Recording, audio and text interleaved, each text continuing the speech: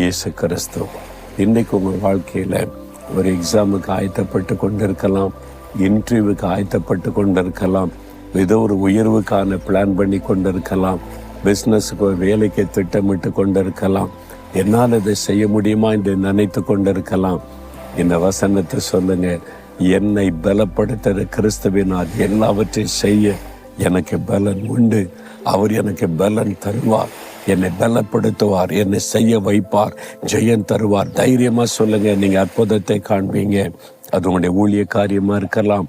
ஊழியத்தில் பலன் கொடுத்து ஜெயம் கொடுத்து நடத்துகிற தேவன். விசுவாசத்தோடு சொல்றீங்களா? அப்படியே வலதுகர முயற்சி, என்னை பலப்படுத்துகிற கிறிஸ்துவினாலே எல்லாவற்றையும் செய்ய எனக்கு பலன் உண்டு. என்னை பலப்படுத்துகிற கிறிஸ்துவினாலே எல்லாவற்றையும் செய்ய எனக்கு பலன் உண்டு. ஆமேன், ஆமேன்.